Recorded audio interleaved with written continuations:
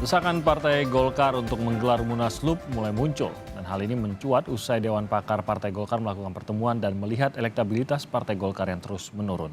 Lalu benarkah hanya alasan karena elektabilitas Partai Golkar yang terus menurun diperlukan Munaslup? Apa sebenarnya yang harus dibenahi oleh partai berlambang pohon beringin ini? Kami akan hadirkan perbincangannya dengan anggota Dewan Pakar Partai Golkar, ada Pak Ridwan Hisyam, dan juga ada Direktur Eksekutif Indonesia Political Review, Kang Ujang Komarudin. Sebenarnya kami juga mencoba menghubungi anggota DPP Partai Golkar, namun belum mendapatkan respon hingga pagi hari. Jadi kita akan lanjutkan perbincangan kita pada pagi hari ini. Saya sapa dulu Pak Ridwan yang sudah bergabung bersama kami secara daring. Selamat pagi Pak Ridwan. Selamat pagi. Terima kasih sudah bergabung. Ada Kang Ujang juga, terima kasih sudah hadir di studio, Kang Ujang. Salam sehat, Kang Ujang. Siap, Bang.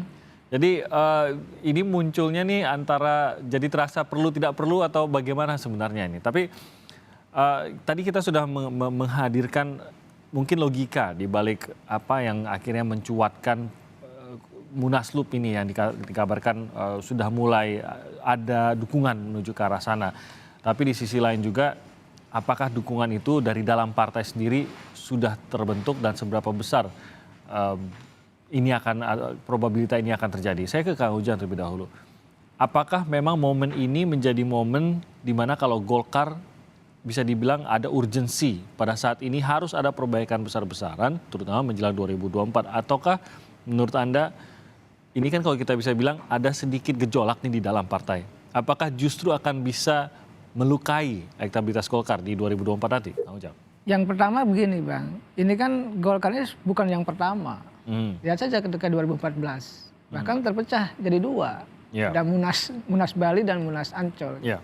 Jadi kalau hari ini menjelang pemilu 2024, lalu ada pergerakan-pergerakan katakan adalah kader ya yang ingin melakukan gerakan Munaslup. Saya sih melihat sesuatu yang yang tidak aneh. Karena di masa lalu juga sering terjadi seperti itu. Nah, poinnya kenapa ini terjadi? Ya, ini ada juga rentetan kejadian-kejadian yang sebelumnya. Saya melihat begini, saya lama Bang dekat dengan senior-senior di Golkar. Jadi saya mengetahui betul anatomi Partai Golkar. Jadi Partai Golkar ini partai besar ya memang yang sejatinya jangan sampai pemilu 2024 nanti ketinggalan gerbong. Ini ada risiko itu tidak sih kalau bisnis as usual sekarang gitu? Emang ada risiko itu? Ya gini dulu, yang beban ini pertama sebenarnya persoalan Munas dulu yang menetapkan Pak Erlangga sebagai capres Partai Golkar. Nah ini menjadi beban. Kenapa menjadi beban? Karena Pak Erlangga tidak cukup layak terkait dengan persoalan elektabilitas. Itu pertama dulu. Ini kan kader Partai Golkar di banyak daerah ini mohon maaf kecewa dengan itu gitu loh. Yang kedua persoalan elektabilitas tadi. Ini kan mengganggu sebagai partai besar yang menjadi jangkar pemerintah hari ini gitu, kok mohon maaf gitu nggak bergerak terus, lokomotif gerbang Golkarnya itu mohon maaf terkendala dengan adanya mohon maaf kejadian-kejadian tadi, termasuk mohon maaf persoalan Pak Erlangga yang elektabilitasnya tidak pernah naik. Ini persoalan. Nah oleh karena itu di Sumut misalkan, ya, itu juga kader di sana udah terbelah, cepat diredam oleh ketua DPD-nya. Ini juga menjadi persoalan. Nah dari itu semua saya melihat kalau Golkar ingin bangkit ya pertama tentu konsolidasi. Apakah Pak Erlangga mampu mengkonsolidasikan diri seluruh kekuatan yang ada di Golkar nih? Baik elitnya maupun kadernya harus bersatu nih pertama. Yang kedua, apakah Pak Erlangga mampu tadi ya meredam gerakan-gerakan ya kader-kader Golkar yang menginginkan Munaslup? Mampu enggak? Nah indikator Munaslup ini hadir ada katakanlah ya, nggak tahu terjadi atau tidak. Ini apa? Terkait dengan pemeriksaan Pak Erlangga di Kejaksaan. Ini indikator. Indikator bahwa sesungguhnya gerakan Munaslup jalan. Saya dengar kabar nih Bang, betul atau tidak ya bisa diklarifikasi nanti. Pemeriksaan Pak Erlangga itu sudah lama, ini kasus lama. Si VO itu kasus lama. Dan di Kejaksaan tuh di kepala Kejaksaan sudah lama berkas itu. Kenapa ditandatangani baru kemarin gitu loh? Nah artinya persoalannya tidak hanya sekitar persoalan Munaslup, ada kaitan dengan persoalan hukum. Kenapa gerakan ini jalan? Ya karena tadi ada persoalan hukum yang diduga ya terkait dengan Pak Erlangga dan itu bisa memperlemah Pak Erlangga. Berarti memperkuat alasan untuk terus berjalan lah. Nah kira-kira seperti itu Pak. Saya ke Pak Ridwan. Sebenarnya apakah itu urgensi utamanya Pak Ridwan? Apakah kalau tadi Kang Ujang menggambarkan ada suara dari bawah yang menyadari Pak Ketum, elektabilitasnya ini justru akan bisa merugikan Partai Golkar kalau secara diteruskan pencalonannya begitu. Sehingga inilah yang menjadi poin utama yang harus diputuskan dan diputuskan melalui Munaslup, Pak Ridwan. Ya, jadi gini, tadi saya sepakat sama Kang Ujang itu ya, bahwa Golkar ini adalah partai besar dan paling tua, dan terutama pengurus-pengurusnya, kader-kadernya sampai di bawah itu orang-orang yang rasional. Jadi ini diawali dengan Pak Erlangga dicalonkan menjadi calon presiden di dalam Munas 2019. Ya. Sudah cukup lama, kalau di kita sampai hari ini 3,5 tahun, hampir 4 tahun nanti kalau bulan Desember. Nah, tetapi satu kata pun dari Pak Erlangga belum pernah mengatakan saya bersedia. Ini yang jadi masalah. Bagaimana elektabilitas bisa naik? Rakyat tahunya Pak Erlangga bukan calon presiden. Karena apa? Dia tidak pernah menyatakan bahwa saya calon presiden, saya siap untuk jadi calon presiden. Kan akhirnya teman-teman kader-kader yang di bawah ini bingung. Hanya didoktrin, Erlangga presiden, Erlangga presiden. Tapi yang bersangkutan tidak pernah menyatakan saya siap menjadi calon presiden. Seharusnya itu disampaikan paling tidak setahun yang lalu. Dan saya sudah menyampaikan langsung dan malah waktu itu sudah diekspos bulan Juli 2022. Saya katakan bahwa Pak Erlangga harus menyatakan bersedia. Apabila kalau ada masalah di kabinet, ya harus mundur dari kabinet. Mundur dari kabinet itu bukan hal yang tabu, karena Akbar Tanjung itu Mensesnek. Begitu dia jadi ketua umum Partai Golkar di zamannya Pak Habibie, Pak Akbar memilih jadi ketua umum Partai Golkar, membesarkan partai, dan alhamdulillah 2000 tahun 99 Partai Golkar tidak hilang, masih bertokol nomor 2, dan tahun 2004 menjadi nomor 1 pemenang pemilu. Nah, ini Pak Erlangga tidak melakukan itu harus adalah pilihan-pilihan. Apakah terus jadi kabinet atau menjadi ketua umum partai? Tidak boleh digabung dua, tidak boleh. Satu hal yang tidak mungkin terjadi, karena berbeda. Kalau dia menjadi pembantu presiden, ya, maka dia menjadi menteri. Kalau ketua umum partai, itu dia pembantunya rakyat. Jadi harus mendengarkan rakyat, terbalik kan. Nah, inilah yang kontradiktif, sehingga kenapa elektabilitas Pak Erlangga tidak naik, tidak pernah naik, maksimal belum pernah saya lihat 0, malah. Nah, ini kan hal yang tidak masuk akal. Partai besar, jaringan kita sampai ke desa, kok tidak bisa naik, kalah dengan yang calon-calon yang bukan ketua umum partai. Jadi nah, inilah pertanyaannya. Ya, kalau difokuskan lagi, itu kan satu masalah tuh, bahwa ternyata pencalonan Pak Erlangga sebagai calon presiden pun rasanya belum bergerak sepenuhnya, dan bahkan ini dari Pak Erlangganya sendiri yang bahkan belum seperti all out untuk memajukan hal tersebut gitu. Ini kan ini salah satu masalah gitu. Menyatakan saja, bahkan menyatakan saja belum gitu. Sampai detik ini tidak pernah dari mulutnya Pak Erlangga keluar saya siap jadi calon presiden. Nah, ini masalahnya. Saya tanggal 26 Juni, 3 hari sebelum Idul Adha, saya bertemu di kantornya, di kantor Menko, jam 5 sore. Saya masih meminta Pak Erlangga, saya sudah katakan, sudah setahun yang lalu, 29 Juli yang lalu saya sudah ketemu. Nah, Anda tetap tidak ambil. Sekarang masih juga tidak, maka akan jadi sesuatu. Apa alasannya, Pak Ridwan? Ya menunggu petunjuk-petunjuk, nggak tahu petunjuknya dari mana gitu loh. Jadi belum bisa secara bulat menyatakan. Itu kalau padahal petunjuk sudah jelas, keputusan Munas kan 2019. Tapi Pak Erlangga masih nunggu petunjuk yang lain. Nah, itu mungkin belum dapat wangsit mungkin, jadi jadi belum menyatakan. Berarti akhirnya bingung kader yang dibawa, termasuk para pengurus itu semuanya. Nunggu momentum mungkin, Pak Ridwan, tapi kita nggak tahu. Saya pikir nunggu momentumnya gitu. Nah, itu sebenarnya masalah terbesarnya, ataukah yang tadi Anda sebutkan sebagai bahwa apa yang bisa disebut sebagai tanda kutip kegagalan Pak Erlangga untuk mempertahankan elektabilitas Partai Golkar? Ya, kalau elektabilitas Partai Golkar beda lagi. Itu di poin ketiga di dalam keputusan Dewan Pakar, di mana Pak Erlangga diminta untuk menyapa rakyat, itu poin ketiga. Karena terus terang bahwa eh, ketua umum ini sangat jarang sekali untuk turun ke bawah gitu. Nah itulah yang menjadi masalah. Beda dengan partai-partai yang lain. Itu partainya dia juga ada di kabinet ya, tapi elektabilitasnya tetap tinggi. Ini kita turun terus loh, sampai 2 hari yang lalu ada lagi dari mana itu turun lagi sudah. Nah ini saya kira kebijakan yang dibuat di DPP ini juga perlu dievaluasi. Saya tidak menyalahkan ketua umum sendiri karena DPP itu banyak orang, ada 200 orang kalau nggak salah, terutama para pengurus harian ini kerjanya apa gitu loh. Mereka itu kerja apa? Ya memang ketua umum tetap menjadi fokusnya, tapi kan harusnya para wakil ketua umum, para ketua-ketua, para sekjen, Pak Sekjen ini kan juga jangan cuma perintah-perintah saja, tapi apa yang diperbuat untuk partai ini untuk menaikkan elektabilitas. Nah, ini semua tidak ada, tidak terasa di bawah.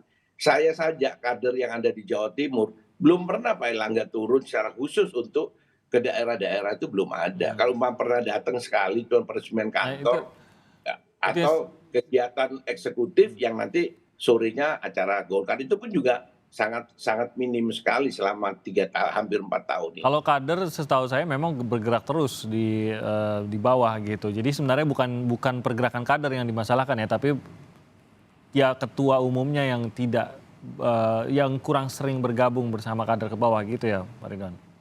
Bukan juga gini ya. Partai ini Golkar ini dia punya 2 kader. Satu kader fungsional, kayak saya ini kader fungsional ya. Terus ada kader teritorial. Jadi selama ini kader teritorial tidak tersentuh.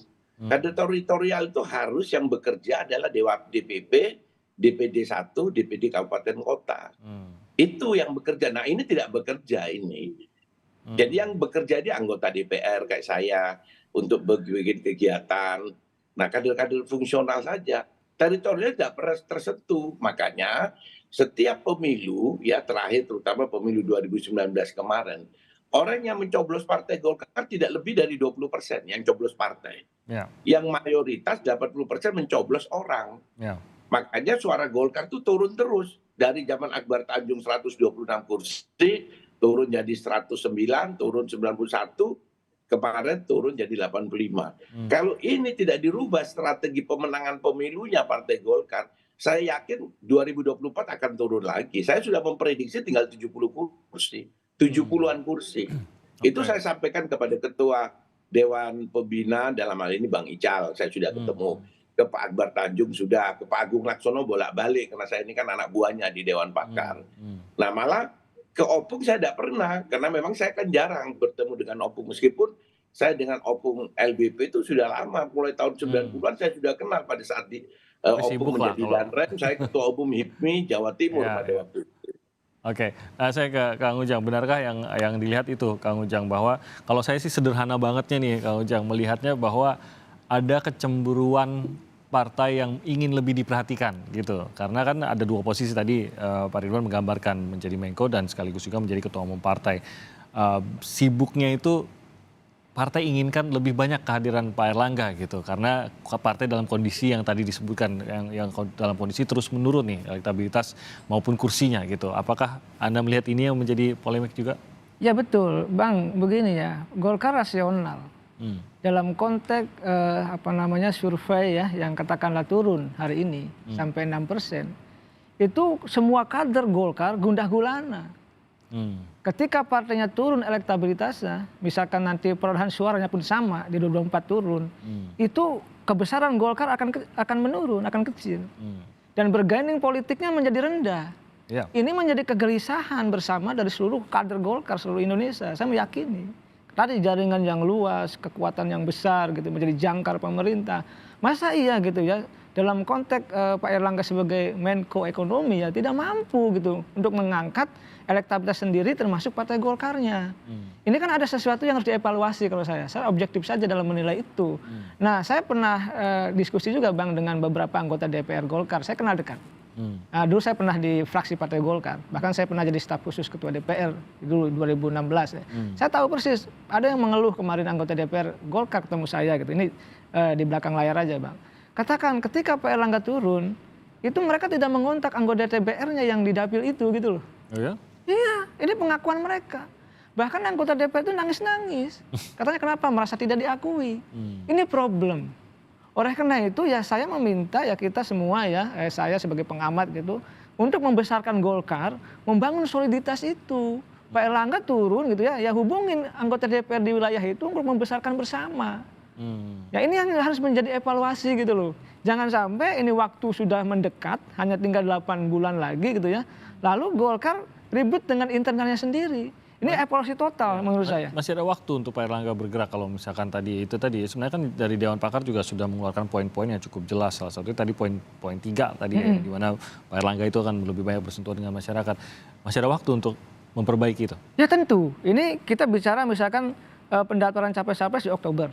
Lalu pemilihannya di bulan Februari 2024. Oleh karena itu masih ada waktu tadi ya untuk membuat pergerakan-pergerakan ya, katakanlah untuk bisa menaikkan bukan hanya elektabilitas Pak Erlangga tetapi juga Partai Golkar yang lebih besar. Karena begini, ini kan institusi yang besar. Partai yang dilahirkan di Orde Baru yang mempunyai sejarah panjang ya pembangunan Indonesia.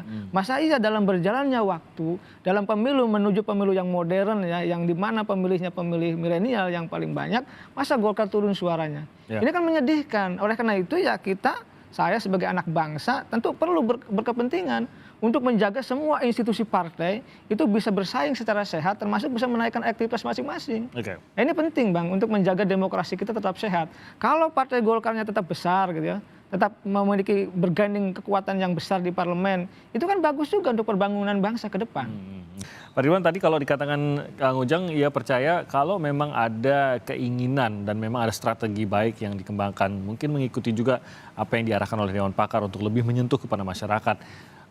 Kang Ujang percaya masih ada waktu untuk memperbaiki. Apakah Pak Ridwan merasakan hal yang sama atau butuh sesuatu yang lebih lebih besar lagi berdampak seperti Munaslup ini kan ada bahkan potensi pergantian ketua umum. Perlukah sampai ke sana atau masih ada waktu kalau memang Pak Erlangga ini mau menjalankan seluruh mesin-mesin Partai Golkar dan juga termasuk dirinya untuk memperbaiki dan mengangkat kembali Partai Golkar ini menuju 2024? Jadi gini, masih ada waktu. Saya sepakat dengan Kang Ujang tadi ya. Karena 6 bulan ini mungkin untuk partai baru atau partai yang setengah-setengah gitu, itu mungkin sulit. Tapi buat partai Golkar kan infrastrukturnya kan sudah ada. Tinggal istilahnya dikenop dari pusat turun coba bergerak semuanya itu. Jadi sangat-sangat cukup. Makanya Dewan Pakar membuat keputusan yang nomor 1 itu, yaitu segera ya mencalonkan diri, menentukan pencalonannya secepat-cepatnya. Jadi kata-katanya tidak saya tambah, tidak saya kurangi. Secepat-cepatnya ada apa? Ya mulai hari ini. Sampai kapan? Sampai Agustus. Nah, terus poin ketiganya menyapa rakyat. Jadi itu bisa. Kenapa? Karena strukturnya Golkar, infrastrukturnya sudah ada, tinggal digerakkan. Nah, tapi kalau tidak bergerak, ya otomatis lewat barang ini. Mana mungkin orang kerja 2 bulan, 3 bulan. Makanya kita kasih waktu. Nah, tetapi harus dirubah karakternya Pak Erlangga. Ini menyangkut karakter. Mohon maaf, Pak Erlangga ini sama saya sama-sama di PII, Persatuan Insinyur Indonesia. Saya ketua Jawa Timur, dia ketua umum pusat. Jadi memang gaya kepemimpinan Pak Erlangga harus dirubah. Kalau tidak dirubah, ya tidak mungkin bisa menggerakkan dalam waktu 6 bulan. Apa yang harus diubah itu, Bang Ridwan kayaknya? Ya karakternya sama DPP-nya harus dia reshuffle. Dia harus melakukan revitalisasi istilah saya itu. Orang-orang yang memang betul-betul berjuang untuk partai, bukan berjuang untuk kepentingan dirinya, apalagi kalau menjilat-menjilat kepada ketua umum. Ini kan kebanyakan di sana itu. Nah, akhirnya apa? Mati partainya karena tidak ada diskusi, tidak ada demokrasi yang dibuka di dalam forum itu. Ketakutan semuanya sampai ke DPD 1, DPD 2 takut semua. Karena demokrasinya nggak ada. Saya berani berbicara kenapa? Saya tidak punya kepentingan. Saya itu sudah 5 periode, mulai dari Orde Baru 97 saya sudah masuk di Senayan. Jadi apalagi yang harus saya harapkan. Saya untuk membesarkan Partai Golkar. Saya tidak pernah kemana-mana. Sejak Partai Golkar punya partai-partai baru itu, anak-anak partai, saya berapa kali diajak. Tapi saya tetap. Karena Pak, saya ketua Partai Golkar di zaman Golkar ini lagi terpuruk Ya. 99 2004 itu. Jadi tidak mungkin saya mau pindah-pindah, tapi saya Oke. tetap harus vokal. Dalam arti apa? Membesarkan Partai Golkar. Oke, kalau tadi Pak Ridwan bilang bahwa ini apa sebuah karakter yang menjadi masalah begitu. Ya, Mengubah karakter rasanya tidak bisa dalam hitungan minggu dan bulan begitu.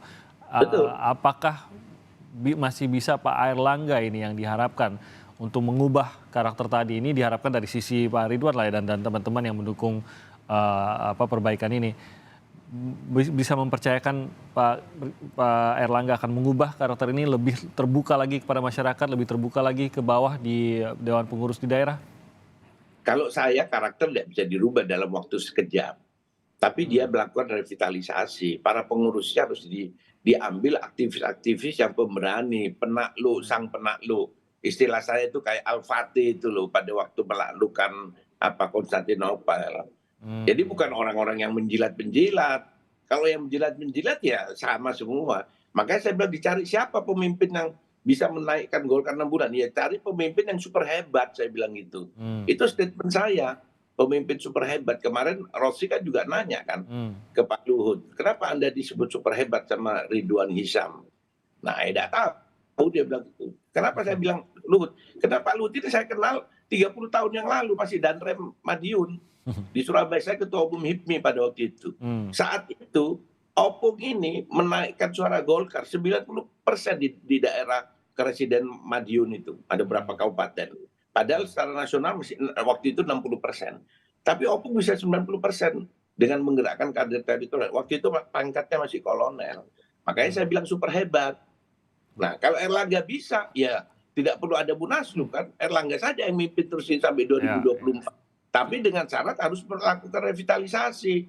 Kalau Erlangga tidak bisa dirubah karakternya, staf-stafnya ini atau wakil-wakil ketua umumnya ini dicari orang yang pejuang-pejuang, jangan yang cuman kerjanya tidak jelas semuanya. Bicara aja tidak berat. Tapi cuma satu nama ya Pak Ridwan yang super hebat ini atau ada super hebat lain? Tidak ada, cuman Opung. Oke. Kalau untuk super hebat ya, tapi kalau yang hebat banyak. Ada Bahlil, ada Agus Gumiwang, kan saya sebutkan, ada Bambang Susatyo. Saya sendiri calon ketua umum 2019 yang didolimi.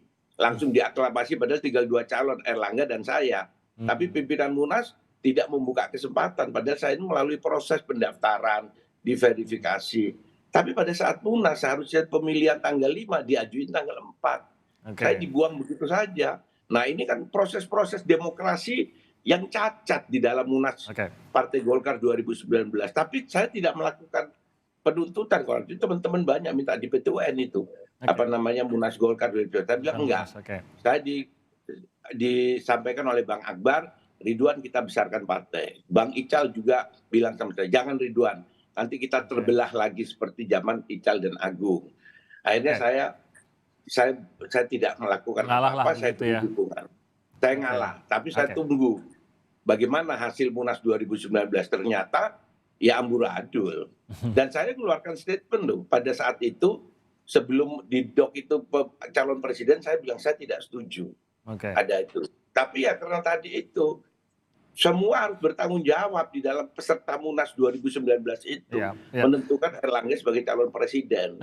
Itu harus tanggung jawab DPD 1, jangan Pak Erlangga yang disalahkan. Saya tidak setuju bahwa Pak Erlangga disalahkan dan pengurus DPP juga harus tanggung jawab semua. Kenapa kok Erlangga saja yang disalahkan? Padahal Erlangga ini ketua umum ya harus didukung karena partai ini adalah kolektif kolegial, bukan ketua umum saja gitu. Saya ingin tanya pendapat dari Kang Ujang juga tadi. Bahwa bisa saja diselamatkan dalam kondisi dalam waktu yang tersedia, tapi kalau menurut Pak Ridwan tadi tetap harus ada sesuatu yang perubahan yang tetap besar gitu. Entah itu memang perubahan dari Pak Airlangganya atau perubahan dari struktur di dalam Pak Airlangganya itu sendiri. Tapi saya bicara soal realistisnya kan Kang Ujang juga tahu di dalam Partai Golkar ini bagaimana perubahan-perubahan itu mungkin terjadi begitu. Terutama kalau kita berbicara mengenai orang-orang dekat dengan Pak Airlangga dan DPP gitu. Ini mungkin akan lebih sulit. Realistiskah kalau kita berharap pada hal tersebut atau memang Golkar ini saking solidnya memang kalau mau melakukan perubahan besar ya memang harus bentrok bener gitu baru akan berusaha. Kita lihatlah Partai Golkar bagaimana sebelumnya juga melalui beberapa bentrokan hingga akhirnya adem lagi gitu kan gitu. Apakah harus gitu, Kang Ujang? Ya, saya sepakat dengan Bang Ridwan Hisam ya. Kalau karakter tidak bisa dirubah, maka perubahan itu institusional, Oke. kelembagaan partai. Nah, kelembagaan partai itu apa? Ya tentu pengurusnya direvitalisasi lah gitu kan, yang ingin berjuang untuk perubahan, katakanlah untuk menaikkan elektabilitas Partai Golkar. Karena ini mendesak, Bang. Saya tarik ke belakang misalkan soal pencalegan. Bagaimana Partai Golkar yang besar, yang hebat ini gitu ya, itu masa calegnya pakainya nomor ini huruf gitu. Calegnya pakai nama, jadi nggak pakai nomor. Alfabetis. Ya alfabetis. Kalau Bang Iya bayangkan lucu. Alfabetik. Nah ini menjadi bagi saya seorang akademisi ini bagi saya mundur ke belakang.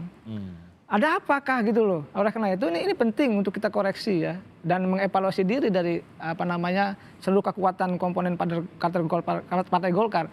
Oleh karena itu kalau kita bicara itu, nah yang kedua dari Bang Timi saya katakan memang agak berat untuk melanjutkan katakanlah tadi ya kepemimpinan yang sekarang agak kurang berani gitu. Menunggu arahan katakanlah tadi kata Bang Ridwan. Lalu di internal Golkar juga sepertinya sudah nyaman gitu. Mestinya kan tadi meningkatkan elektabilitas yang tinggi gitu. Ini kan tidak ada kita melihat itu adalah kerja keras dan akan menemui beberapa kesulitan, tapi itu harus meninggalkan kenyamanan. Nah, apakah nanti endingnya bisa memperbaiki kan, ataukah ada munaslup? Saya tidak tahu. Tapi yang jelas, yang pasti, gerakan munaslup yang sekarang muncul itu kan menurut saya bukan berdiri sendiri, artinya tidak ujuk-ujuk. Oke. Pasti sudah lama ini. Tadi terkaitan dengan kasus hukumnya Pak Erlangga di Kejaksaan itu juga itu ada kaitannya dengan itu gitu.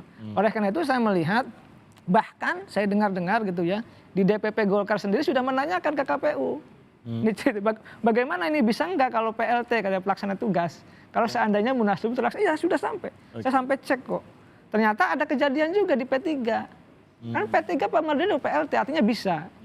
Itu udah terkonfirmasi ke KPU siap menerima PLT gitu loh. Itu ada arah-arah ke sana. Nah yang kedua saya baca ada yang memang menginginkan munaslup gerakannya itu sekarang. Sekarang ini kan DCS belum ditetapkan, daftar caleg sementara. Jadi sekarang masih ya dianggap caleg-caleg itu masih butuh Pak Erlangga. Ada yang mengatakan ketika nanti DCT itu ditetapkan di November nanti munaslup akan jalan. Jangan-jangan lebih dari sebelum itu sudah terjadi, jangan-jangan. Tadi saya bersandar pada ucapannya Pak Luhut. Kalau misalkan mereka menginginkan gitu ya, artinya pemilik suara, lalu tidak dilakukan secara ribut-ribut, artinya bisa saja munaslup itu terlaksana. Tapi masa Luhut lagi Kang Ujang? Pak Luhut kerjanya udah banyak banget loh. Saya tidak tahu. Ini poin dari saya. Pak Luhut memiliki statement katakanlah saya tidak ingin jadi capres, cawapres ya kan. Ya ingin menaikkan suara Golkar saja. Tetapi Pak Luhut lupa, kalau saya boleh kritik. Pak Luhut punya kepentingan untuk katakanlah menjaga dirinya ketika beliau sudah tidak jadi menteri. Karena kalau orang tidak punya kekuasaan, tidak punya jabatan, itu cenderung dikerjai juga. Oleh karena itu perlu backupan politik. Nah, menjadi ketua umum Partai Golkar itu menjadi sebuah bumper yang kuat gitu, atau penjagaan atau tameng yang kuat atau benteng yang kuat untuk menjaga dirinya, termasuk mohon maaf Pak Jokowi dan tentu orang-orang dekatnya yang sudah berkuasa 10 tahun terakhir ini. Tapi kontribusi Anda percaya akan bisa berkontribusi pada elektabilitas Golkar juga, selain kalau itu kan tadi lebih berbicara mengenai motivasi Pak Luhut kalau memang menerima untuk menjadi ketua umum. Tapi elektabilitas Golkar apakah akan terbantu dengan hal itu? Ya, saya begini, tidak ada orang yang lebih berani daripada Pak Luhut. Makanya seluruh mata kader Partai Golkar ke Pak Luhut. Pak Luhut mengatakan saya didatangi loh ya, bukan ngontak atau bukan mengondisikan. Karena tidak ada yang berani. Mungkin Bang Ridwan Hisam selain Pak Luhut yang berani gitu ya untuk mengkritisi organisasi di Partai Golkar. Nah, Pak Luhut lah yang menjadi sandaran kekuatan ya, katakanlah Partai Golkar ke depan kelihatannya. Kenapa? Ya mungkin kader Golkar sudah melihat kinerja Pak Luhut ketika menangani pandemi, banyak ditugasin oleh Pak Jokowi, mungkin dianggap sukses, mungkin ya. Mungkin melihat dari situlah bahwa ketika Pak Luhut misalkan nanti jadi ketua umum, mungkin bisa untuk menaikkan elektabilitas.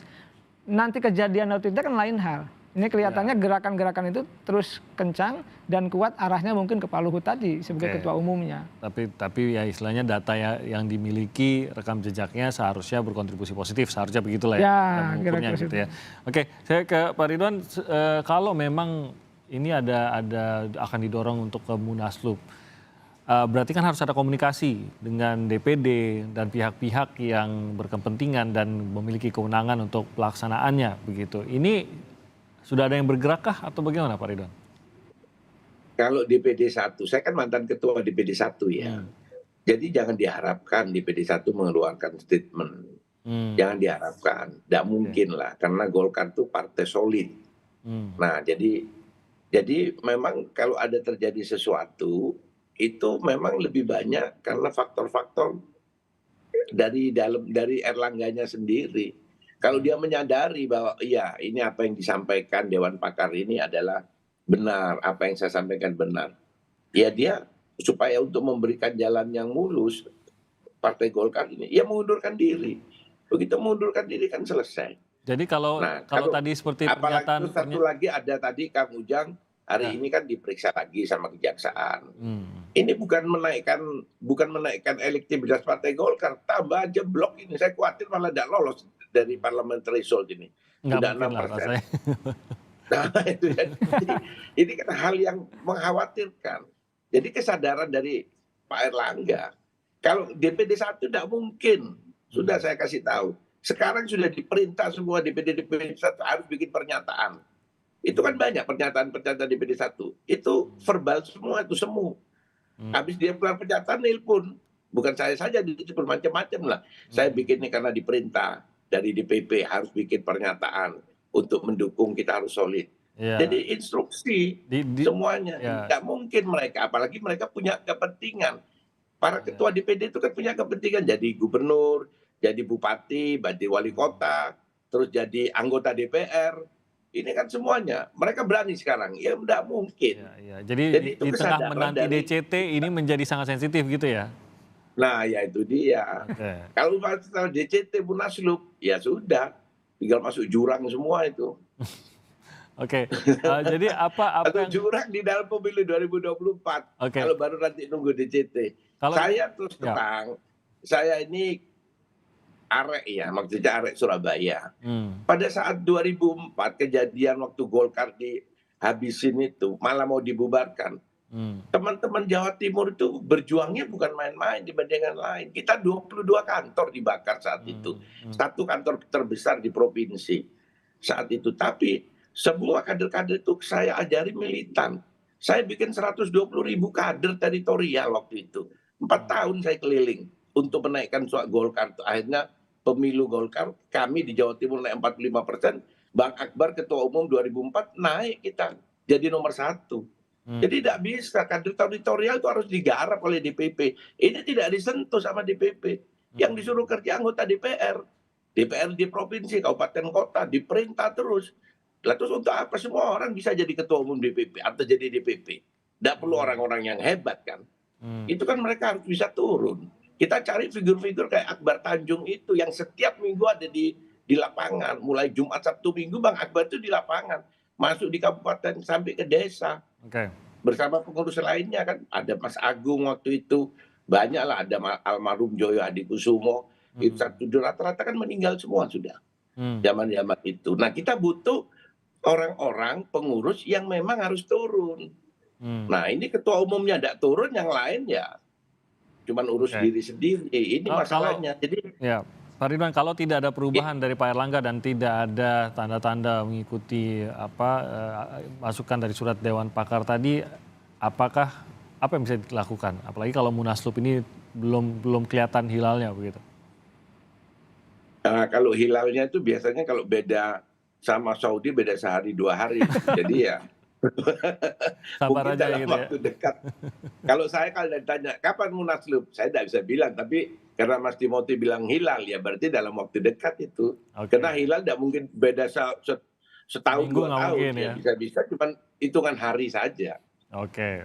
Jadi kita akan lihat dan kita tunggulah bagaimana kabar dari Partai Golkar. Kang Ujang, mungkin sebagai penutup, mungkinkah sebenarnya apa yang saat ini sedang dibicarakan banyak orang, Pak Erlangga tampaknya memiliki kedekatan dengan Pak Jokowi, tentu saja dengan pemerintahan sampai saat ini. Kalau digoyang rasanya, apakah ya rasanya akan perlu Pak Jokowi harus mengetahui hal ini gitu. Pak Jokowi mungkin ada yang akan mengatakan ya diizinkan atau tidak begitu istilahnya.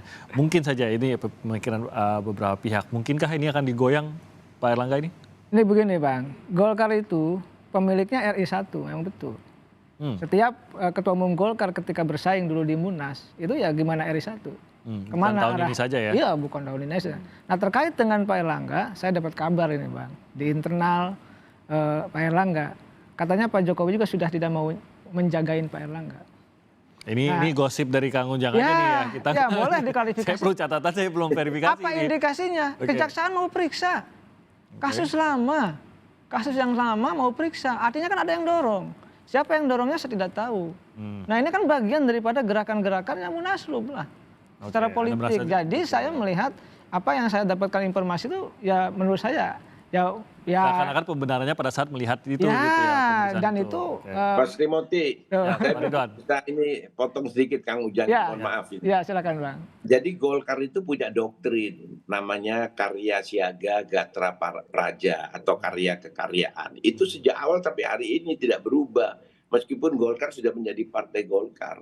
Karya siaga gatra praja itu artinya setiap kader Golkar harus bekerja secara profesional di bidangnya masing-masing. Gatra praja membela pemerintah, menjadi tamengnya gatra praja pemerintahan.